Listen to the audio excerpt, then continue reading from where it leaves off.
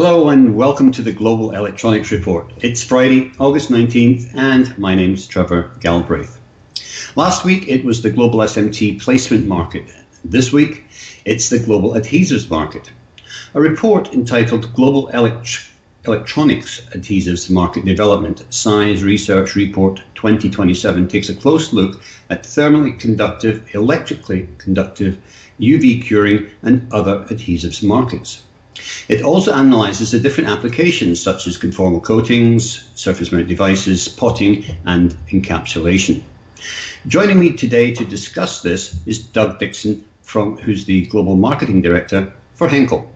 Welcome, Doug. Are you there? Thanks, Trevor. There you go.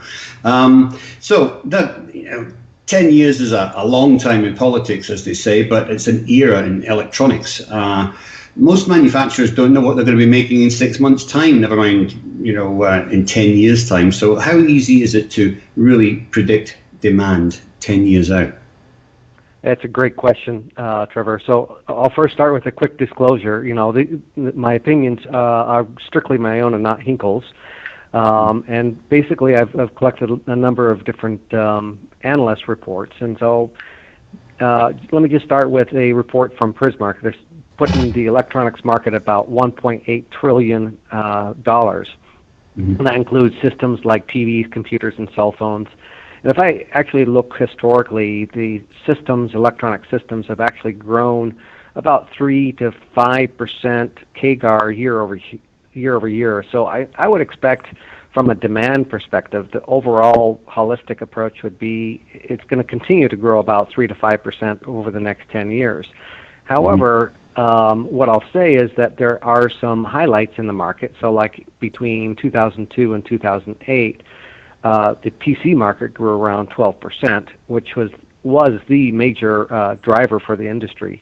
And then, I could say that that's had negative growth since, but if you look at another market, the cell phone market or smartphone market, between the year 2008 and 16 has literally grown around 33% CAGR. So we have these pockets of huge growth and great growth potential, and you have these negative growths which offset it. So the entire electronic systems market is likely to continue around 3.5% CAGR. So from a demand perspective, from a very high level, I think we can predict that fairly easy. I think at the pockets of where the growth is going to come from, that's a little bit more problematic. Well, and that's assuming that that there's no major new electronics products coming onto the market that we don't know about yet. I mean, there's plenty of new things in the works, but I mean, who knows what the next widget's going to be that's going to be the must-have product, and that's to use one of your terms, a game changer. Okay. So if we look at each market segment, is it reasonable to suppose that conformal coatings, for example, will increase with the automotive and the new cell phone applications coming to the market? Yes, absolutely. In the case of automotive, that is expected to be the largest market for conformal coatings, and I've seen growth estimates of roughly 6% plus just for that market alone. And for smartphones, I think we're already seeing commercials on TVs from Samsung, specifically, to name a few, where this is a value statement that they're actually broadcasting. And personally, I can relate to this because my wife and daughter both dropped their phones in the pool or from the water bottle. And, that's a $600 repurchase or change out. So that's cost me major dollars in the past. So personally, I think this is a feature that needs to happen, and I think we're starting to see it. So for sure, definitely one of the future drivers. Yeah, I've done it myself, I can tell you. Now, looking at the LED market, I mean, that's really exploded over the last couple of years with street lighting and all sorts of different applications. Do you think that's going to plateau in the next couple of years? Well, let me put it this way. I believe that we'll continue to see growth in this market for some time to come. In fact, I've seen a Frost & Sullivan report indicating that this will continue with good growth rates through 2025. So for sure, I see that as a growth market, not something that's going to plateau shortly. I do agree that however, there are some regions that this may have maybe plateaued or potentially plateaued. For example, in North America, I'm seeing most of the traffic lights now with LED lighting, but there's still some out there with the old-fashioned lighting. Mm-hmm. So there's still some market here in North America. Mm-hmm. However, in areas like Asia Pacific or Latin America, to just name a few, the LED market has got plenty of growth potential in just doing that. And additionally, I think electronics is becoming more focused on connectivity and technology integration, like smartphones or smart cities. And so I think there's plenty of growth potential in LEDs going forward. Yeah, and I think with a lot of these new technologies, there's huge potential for where there hasn't been any existing lighting or systems beforehand. It's not just the replacement market; it's also the new market as well. Conductive adhesives, they've been around for a while. They're likely to get cheaper and perform better. Do you think it's a possibility that one day they could replace solder? Well, the performance of conductive adhesives is constantly getting better. So yes, I would expect advancements in performance in electrically conductive adhesives for sure. As for the adhesive cost, well, high performance materials require high metal cost, like silvers and or even gold. So high performance is being driven as well from the processing of the metal into flakes and or even nanoparticles. And so I don't see the cost really coming down significantly in performance, at least high-performing materials. There are cases in, for example, automotive applications where the operating temperature can be close to the melting point of sack alloy. So electrically conductive adhesives are a perfect fit. But it's not I wouldn't call it a cost switch out. So in a lot of cases where you have ROHS in the U.S. or North America, these are areas that they continue to use tin lead solder paste. And so I don't see that changing as long as there's no regulation to switch over. You've got a perfectly viable material. And until there's a technology challenge, I don't see that change to a more expensive material like a silver-based epoxy or adhesive. So I really don't see solder replacing except for in niche areas. Okay, so nothing on the horizon is basically what you're saying. The report mentions patents. Are you aware of any patents that are restricting the development of new adhesives? Well, great question. I'm not aware of any specific patents restricting development of new adhesives. However, there's a landscape of patents which does have to be researched before we can start any development and formulation work. And I'll say that between 2013 and 2015, based on a report I read from Frost & Sullivan, there was over 65,000 patents issued for electronic adhesives and materials. So this means that there's even more research required before you start formulating. But for Hinkle, I'm going to say that this is actually an advantage because we have a huge technology toolbox and a pretty good patent landscape as well to protect our own innovation and leadership position. So, there are some cases in some markets where there is a significant landscape of patents that we have to work around, but we've also been able to license technology from other companies that might have these patents. So I really don't see any major roadblocks, at least not from our perspective. Great. Okay. Interesting. Well, Doug, I've got to thank you for joining us today. As always, you're a mine of information on this segment of the industry. So we look forward to talking to you again in the future. But thank you for joining us today. All right. Thanks, Trevor. Okay. So the report covers 147 pages. It contains 70 tables, and it's available from Market Research Future. So the SMTI conference is going to be held in the Roosevelt Center in Chicago on November 25th through 29th. That's the conference schedule. Of course, the trade show lasts on the 25th. We're glad to be joined today by Rayo Espandia, who's on the technical committee. Welcome, Rayo. And Debbie Carboni, who's on the exhibitor committee and can give us more information on what's happening on the show floor. So let's start with you, Rayo. First of all, how is the technical program looking this year? I mean, how many papers and presentations have we got? We've got very good technical program this year. We have a total of 125 presentations, 2 keynotes, and 3 panel sessions. And this scans all the way from Monday, Tuesday, Wednesday, and Thursday, so 4 days. On Sunday and Monday, we also have workshops, 20 total, 10 each. 6 of them are new in the sense of the topics or the presenters. And we have various track sessions for our technical program, mainly on Tuesday, Wednesday, and Thursday. And those are the advanced packaging is one track, manufacturing for excellence is another, inspection techniques and metrologies is the third, flux, solder, and adhesives is a track where we lump all of those 3 together in one, the flux, solder, and adhesive, and the substrate, which has to do mostly with PCBs and surface finishes and things like that. So those are our 5 major technical tracks. And we also have spotlight sessions for interesting and timely topics. And we got 5 of them, 3 on Tuesday, 2 on Wednesday. On Thursday, we have the lead-free symposium, which we've had for some years now.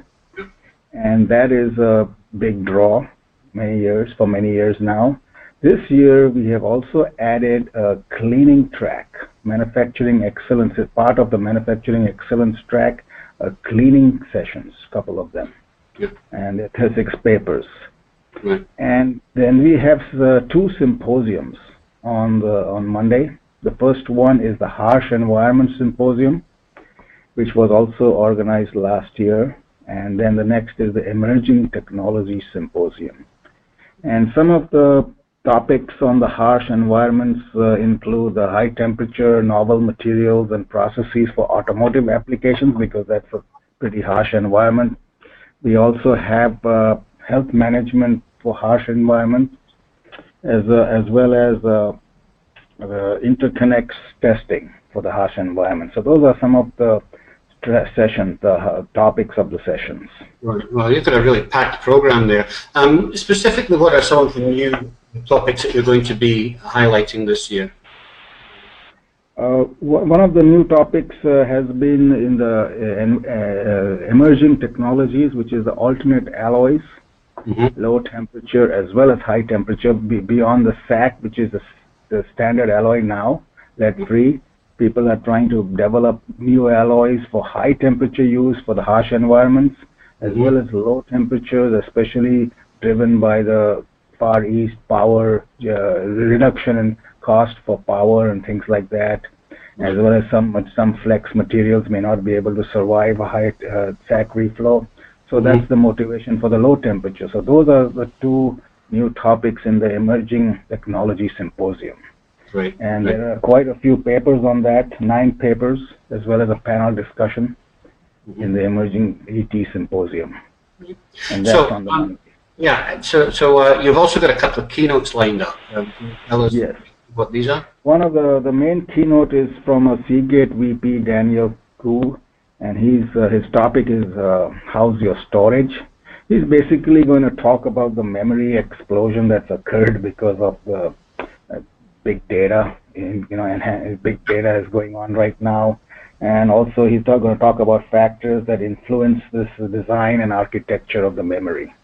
Okay. And that's the main one. And there's one in the women's panel discussion, women's panel session, which all presenters are women. By the way, that's the first time we're doing it. But however, anybody can attend. It's not just for women. You can have men also attend. This is the women's panel. This is separate from the women's. No, it is part of it. It's part of it. It's part of the whole women's symposium, sort of leadership symposium. Yeah. And that there's Milena Visovic from Intel is going to present on new ways of measuring reliability of components. That's her topic. And she's the principal engineer here in my company, Intel. And as I said, there are two other presentations, mainly by women. There's a panel after that. Also, the panelists will be all women. And I think there is also another event in the evening. So that's one other thing. So, as if that's not enough, I mean, on the show floor itself, there's an awful lot happening too. And Debbie, you've probably got more information on that. How is the show floor looking this year? How many exhibitors do we have? Are there any special things we should be looking out for there? Actually, we're very excited about the Expo this year. We actually are expecting about 175 exhibitors, and a good share of those are actually bringing equipment this year as well. In addition to that, we have co-hosted this with the Sensors Midwest Expo, and we expect about 30 exhibitors from them as well. So the Sensors Midwest, that's based around the sort of wearables technology mostly, is it? It's wearables, it's sensors, there's a lot of crossover. It's between our world and theirs. It's really with a lot of the design engineers portion of it and how they go about designing sensors and wearable technology to help meet the demand. Right. And where our typical audience is focused really on making that technology happen, they're looking at how can we design it to happen. Right. But there is a lot more crossover, and it's a trend that we're seeing straight across where a good share of our typical audience has really increased with the design people starting to attend and understand what are the challenges that we face in manufacturing devices today. Yeah, it's really interesting to try and close that loop. I mean, for years we're trying to do this design for manufacturing, and it's nice to be able to talk to some of the designers at last. They're actually listening. Yeah, exactly. So that's really quite exciting. Of course, sensors are right at the heart of all this IoT stuff that's going on at the moment. So that should be a really useful pairing. So that's a separate event that's pairing with SMT as I understand it. Correct. So what are some of the other things that we've got going on the show floor? I believe you've got a couple of novel things happening. We do. Actually, one of our other goals is to have the audience see a little bit more with some hands-on tours of different technologies. And the tech tours for this year are about an hour each, and we've selected both the printing as well as the dispensing tours. Or printing and dispensing, I should say, as well as placement tours. And what they will actually do is take a group of engineers and whoever wants to attend and go through and visit some of these key companies and show them how the equipment runs, what the philosophy is behind this equipment. Some of the features that will be stopping by is a Symtech, Panasonic as well, speed print, and ASM assembly. And on the pick and place placement side, we'll also be looking at Fuji and Panasonic, as well as ASM and Funkel Silva. Excellent. So if somebody's interested in taking part in one of these tech tours, where would they meet up and how would they enroll or sign up for it? All they need to do is come by the SMTA booth, and those will be that's where everybody will be meeting, and they will take them on that tour for about an hour. So you really just need to go ahead and show up.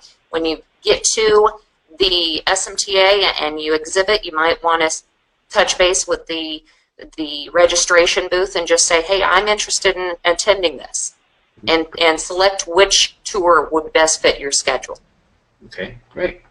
So I know there's a number of other things happening on the show floor. Of course, I've got to make a mention of our own Global Technology Awards, which will be on the Tuesday at 10:30. So we're looking forward to that. But you've got some other fun things happening. Tell us about some of these. Well, we do. We actually figured the engineers are spending so much time really thinking hard and learning and sharing technology that we thought we should also reward them with some fun.